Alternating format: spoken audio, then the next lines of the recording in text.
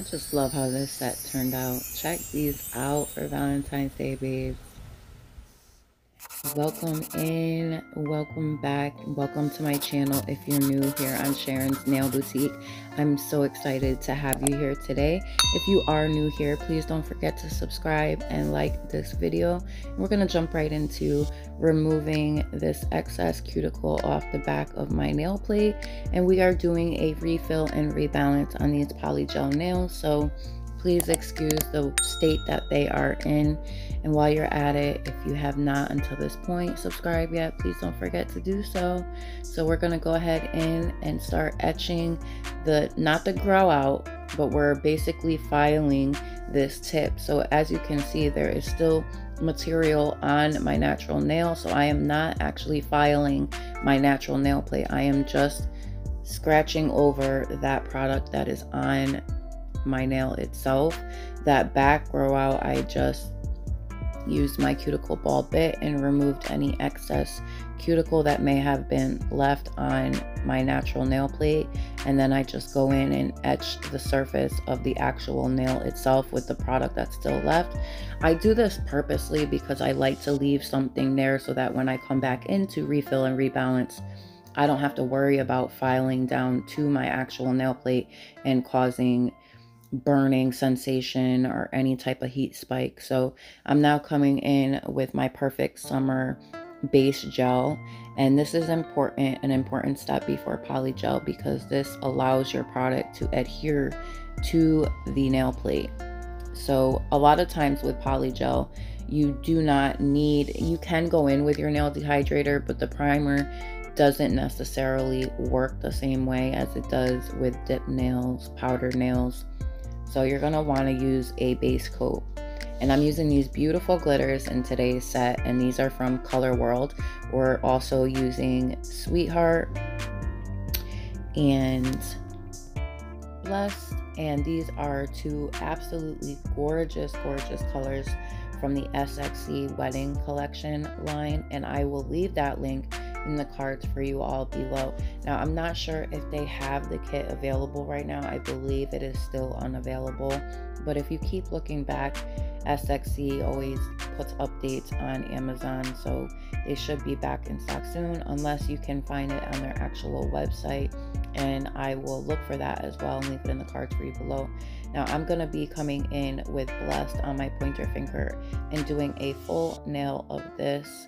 And I'm going to be using these glitters as like a fading technique, like a glitter fade or a glitter ombre. To me, they're very similar, except one is kind of faded under the color while one is faded on top of the color. And I just love how these pinks look together. This pink in particular, the Blessed, is a very light rosy pink color with like this micro shimmer glitter that's like a silver or like a white translucent shimmer.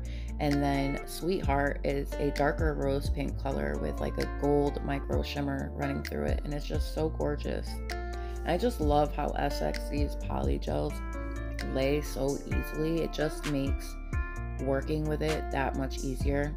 Now I'm coming back in with my base gel to use the glitter to dot around and fade it over the top of that Sweetheart polygel color.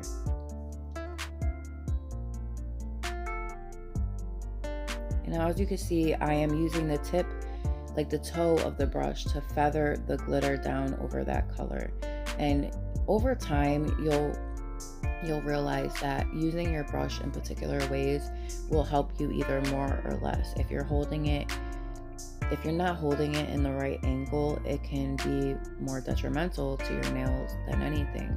If you watch the way I hold my brush, as I use the toe of the brush up at the cuticle and the side walls, or I turn my brush to like a 45-90 degree angle as I'm coming down those tapered sides of the nail, and it just kind of naturally lays how you need it to, just by itself. As long as you're holding your brush the right way, the product is going to guide very easily. It's gonna flow easily, and it's gonna do what you tell it to do. So I'm using the toe of that brush to push it up into the cuticle area and really make sure that I'm getting that tapered in and around those edges and side walls, the lateral folds. You don't want to get any product in these areas, because not only can it cause a heat spike in the lamp, but it can also cause oversensitization over time, like contact dermatitis. And there's even more serious ones that over time, with being exposed to product, you'll develop allergic reactions, and that's just no fun. You don't want to go through that. So we're using Blessed, and we're doing a full nail again of this on the ring finger. I've kind of done every other one a different color, so I really liked how these came out. I got several compliments on these. Granted, you could still see some of that color underneath, but that is why I also went ahead in with that glitter and faded it over those areas, and I really feel like they came out so pretty.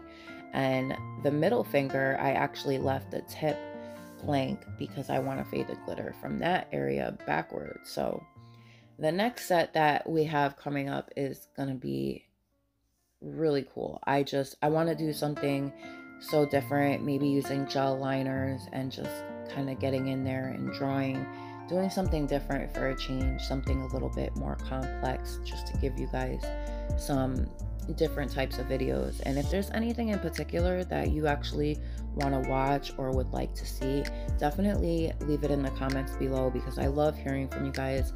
It really makes my day to see some of the comments and actually be able to interact with you guys, because throughout my YouTube, I won't even call it a career because it hasn't been a career. I don't make anything from what I do. I do this because I love to do it. It never really started as, I didn't go into it thinking, oh, I'm gonna get rich and famous. I went into it thinking I want to share my experience with everybody, the women, in this community, that kind of like I started off doing glitter swaps and just glitter selling and things like that, and it would be for nails. But eventually I got to the point where I'm like, I really want to focus more on my videos and more on doing my nails on video, because before it would be a lot of like glitter swaps, glitter mixing, just random things like that, which I really love to do still too. But I really enjoy doing my nails on video for you all. And I know some of you have reached out and said that they have been so helpful to you when you're watching and you're doing your nails along with me. So if there's anything, like I said, in particular that you need to see or that you need help with, please feel free to leave it in the comments below, because we're all learning together. I'm currently in nail school. I'm going to be graduating in March, and that's going fairly well for me. There's a lot of information to remember. There's so much medical information, so many things that people just don't realize that you have to learn about the hands, the feet, the legs, the arms, everything, because we do massages, we do pedicures, we work with people who have diseases on their hands and feet. Like, we can't work on people like that. We have to end up referring them to like their medical provider. But there's so much that goes in with actually being a nail tech that people don't realize. They think it's just all fun and prettiness, and there's a lot of really hard work, trial and error, and just so much blood, sweat, and tears that go into most women's nail tech career. I mean, it's a lot. It can be very stressful being in school and having to remember all these things while still coming home and just wanting to just do a nice set and relax. Right now for homework, I have to work on the consistency of my beads and how poofy they look, because she wants poofy beads. She doesn't want flat beads, which is fine. It just shows that you're able to build structure and that you're placing your beads properly as far as the liquid powder ratio. So we're learning about all that stuff right now. So it's just, trial and error, getting a feel for everything and how it feels on your brush and how it feels when you place it. So moving forward, we are now cleaning off the dust from our nails, and we're going to be coming in and I'm cleaning the inhibition layer, and the inhibition layer is left over from any uncured gel residue or solutions that may have been on there. So you want to get all that off, and then we're going to come in with some filing around the edges to make sure that they're back in shape. and then we'll do some finish filing and we'll do some top coating. And I really appreciate it if you've stuck through with me until this part. I really appreciate you watching. I really love watching the filing part because it's so satisfying to me. I just love it. And I've gotten, you know, a lot of comments like, oh, why do you only do one hand and stuff like that. And it's just, it's easier, it's quicker, and I get it looks crazy. I have to get better at doing, you know, working with my non-dominant hand. I've done my opposite hand many times in the past. It's just one of those things where you kind of get like lazy and you just don't feel like doing it. So what I do when I don't feel like doing my other hand is I start off with that hand. That way I have to finish. And yeah, that's pretty much it. But we're just finishing filing here, making sure that our nails are getting into the nice tapered shape that we want them in. And the body and apex of our nail is good and strong. And yeah, that's pretty much it. After that, we'll file the surface, get all them scratches off, and then we'll top coat. I really hope y'all enjoyed watching this video. I would love to have you all stick around and subscribe and like this video if you don't mind. It helps me out the most, and it is free for you all. So please do yourself a favor and like and subscribe to my channel, and I will see you all in the very next one. I love you all so much, babes. Thank you so much for continually supporting my channel, and I'll see you soon. Bye.